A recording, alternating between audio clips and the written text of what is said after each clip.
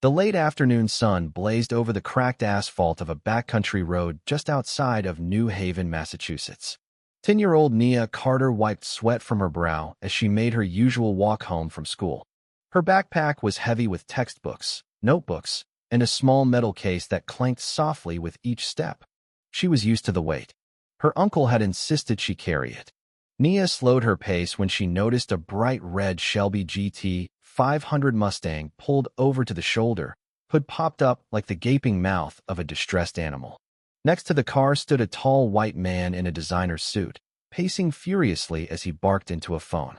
"I don't care if you charge double for the tow, just get someone here. I've been stranded for over 2 hours. I have a meeting with the governor in less than 3 inch." He cut off to glance at his solid gold wristwatch. "For God's sake." Nia hesitated. Aunt Clara's voice rang in her head. "Never talk to strangers, especially ones who don't belong in our neighborhood." And this man clearly didn't. The Carter family lived in a modest black community, tucked in the countryside far from the shine and steel of Boston. No one in these parts wore loafers worth more than a month's rent. Still, something about the man's frustration made her pause. "Excuse me, sir," she said cautiously, shifting her backpack. "Need help with your car?" Bryson Hale, real estate mogul and CEO of Hale and Whitmore Holdings, turned. His scowl softened only slightly when he saw the girl standing before him. Her shorts were frayed, her sneakers mismatched, and the MIT t-shirt she wore was far too big for her frame. Colorful braids were pinned back with a pin, and smudges of oil were visible on her fingers. "That's very kind of you, sweetheart," he said, condescension laced through his polite smile. "But this is a high-performance machine. I need a real mechanic." "I can take a look," she said, undeterred. "My uncle taught me since I could walk. He runs a garage just up the road." Before he could protest again, Nia had already unzipped her backpack and pulled out her compact toolkit. She walked up to the car with confidence beyond her years and leaned over the engine. "When did it start acting up?" she asked, voice brisk, almost businesslike. "About 40 minutes ago. The engine overheated, then just died." "Did you smell anything sweet? Like syrup?" Bryson blinked, caught off guard. "Yes. Come to think of it, yeah. Coolant leak," she muttered, pointing to a small, shiny puddle beneath the vehicle. "You're losing fluid from the radiator hose. That's why it overheated." He watched her in stunned silence. The way she studied the engine, the precision of her movement, it was unlike anything he'd seen, especially from a kid. "What's your name?" he asked. "Nia. Nia Carter," she said, offering a grease-stained hand. He shook it, still trying to process what was happening. "Bryson Hale. Nice to meet you." Nia crouched and pulled a roll of industrial-grade tape from her case. "This'll patch it long enough to get to town. You'll need water for the coolant, though." She raised her hand to brush a braid from her forehead, and that's when Bryson saw the ring. It was antique gold, with an emerald green stone, worn on a string looped around her finger to keep it from slipping off. The stone glinted in the light, and for a moment, everything else vanished. The shape, the color, the tiny crescent-shaped imperfection inside the gem recognized it instantly. Bryson's breath caught in his throat. "That ring," he said softly, voice trembling. "It's rare." Nia looked down. "It belonged to my mom. My adoptive mom, Diana. She died last year. Said it was from someone important. She never told me who." Bryson swallowed hard. "May I ask where she got it?" "She didn't say. Just that one day I'd understand." He nodded slowly, mind racing. "Can I give you a ride home?" he asked. Nia hesitated, but eventually nodded. "Sure." During the short ride, Bryson asked gentle questions: where she lived, who she lived with now, how long she'd been in the area. "I live with my Aunt Clara and Uncle Ben. Been here since I was 3. Before that," she shrugged, "I was adopted from a place called Harmony House. It closed a long time ago."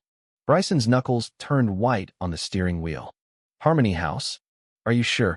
"Yeah. You know it." "I used to," he managed. They pulled up to a modest but well-kept home. Nia got out, waving goodbye. Bryson handed her a business card. "If you ever need anything, call me." She looked puzzled but took the card.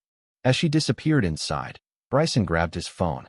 "Jason," he said to his private investigator, "I need everything you can find on a girl named Nia Carter. And Harmony House." 3 sleepless nights passed. Bryson stared at photos of the ring, blown up on his office monitor. It was the same ring he'd given to a little girl at Harmony House 12 years earlier. Her name had also been Nia, a child he had vowed to help, just before his father, Martin Hale, had mysteriously shut the place down. Bryson dug through old files. Harmony House had been purchased by Hale and Whitmore for pennies. Coincidentally, it had been right before Bryson was promoted to CEO. The land was now part of the Hale Horizon Development, a luxury tower built on top of what used to be an orphanage. "Mr. Hale," his assistant said through the intercom. "Legal is here with the Horizon files." He cleared his desk. Legal counsel brought in old acquisition documents. Hidden among them was a list of children. One named Nia Carter was circled in red ink. Next to it, special case. Contact MH. His phone buzzed. It was Jason, the investigator. "Found Diana Carter," he said. "She died in a car crash last year. Brakes failed. Circumstances look suspicious. No official adoption record for Nia from Harmony House. It's like she never existed." "Keep digging," Bryson ordered. Back at the Carter house, Nia was working in Uncle Ben's garage. Tools lined the walls. Oil stained the concrete floor. The smell of machinery was comforting. "Got that old record player working yet?" Ben asked. "Fixed it last night. Broken belt. Easy." He grinned. "You've got magic in your fingers, girl." She hesitated. "Uncle Ben, I met a rich man. His car broke down. I fixed it. He knew my ring." Ben froze. "What did you say his name was?" "Bryson Hale. He gave me his card." Ben and Clara exchanged a look. "It's time you knew the truth," Clara said. That night, Nia read the letter Diana had left for her. It explained everything: how Diana had once worked at Harmony House, how she had discovered that certain children were being singled out, and how she fled with Nia to protect her. Meanwhile, Bryson got another call. "Someone else is sniffing around Harmony House," Jason said. "An investigative reporter named David Langley." The next morning, a black SUV parked outside Nia's school. Two men in suits sat inside, watching. "That's her greenstone ring. Mr. Hill wants her brought in." But across the street, Ben Carter sat in his old pickup, camera in hand. He dialed a number Diana had written on a sticky note years ago. "Langley? It's time." Back at Hale and Whitmore, Martin Hale stormed into Bryson's office. "You're pulling old files? On Harmony House? What are you thinking?" "I found Nia Carter," Bryson said. "She's the girl from the ring." Martin's expression turned to stone. "She was just another orphan." "No, she wasn't. She's gifted. Fixes machines like they speak to her." Martin scoffed. "Exactly. That kind of talent is rare. Which is why we acquired Harmony House.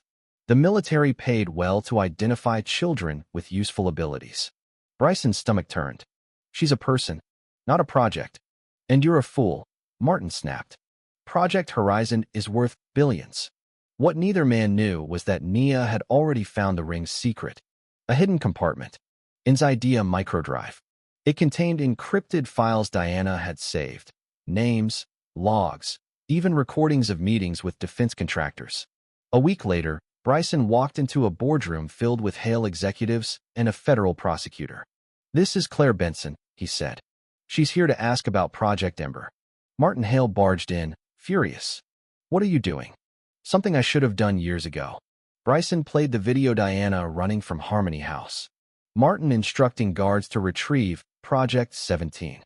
Dozens of children tested, some harmed, all silenced. Then, the door opened. Nia stepped in, with Uncle Ben and David Langley behind her. "You didn't have to come," Bryson said. "I did," she replied. "My mom said one day I'd have to face the men who made her run."